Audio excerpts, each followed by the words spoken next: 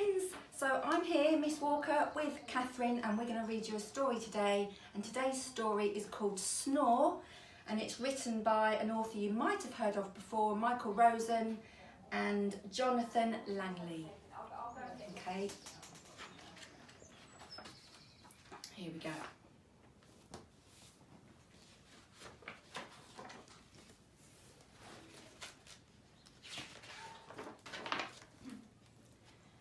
All was quiet on the farm. Dog was asleep, cat was asleep, cow was asleep. No, Catherine's not asleep. Sheep was asleep, pig was asleep, and so all were the baby piglets.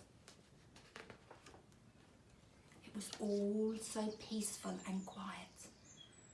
Until cat woke up, cow woke up, sheep woke up, pig woke up, and all of the baby piglets all woke up.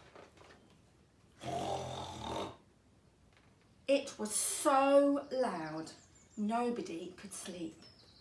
Not cat, not cow, not sheep, nor pig, nor either of any of the baby piglets. How can we get Dog to stop snoring so that we can all go back to sleep, said Cat. I know, said Cow. And Cow went up to Dog very quietly and said, "A tissue!" right down his ear. Didn't work. I know, said Sheep. And Sheep went up to Dog and said, "Boo!" right in his ear. That didn't work either. I know, said Pig. And Pig went up to Dog and went, hee, right down his ear, and all the piglets went hee. But Dog still continued to say, I know, said Cat. Why don't we all sing to him? Maybe that will stop him snoring, and then we can all go back to sleep. So Cat said purr, and Cow went moo, and Sheep went baa.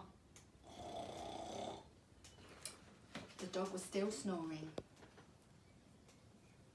Pig went oink, and all the piglets went grunt, grunt, grunt. But Dog still snored. Then, as the sun rose over the trees, Rooster woke up with a cock-a-doodle-doo.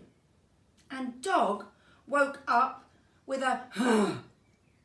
And off he trotted down the road after his good night's sleep.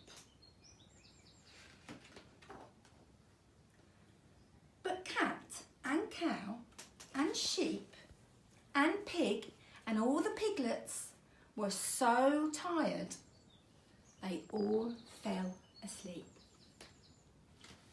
They were now snoring.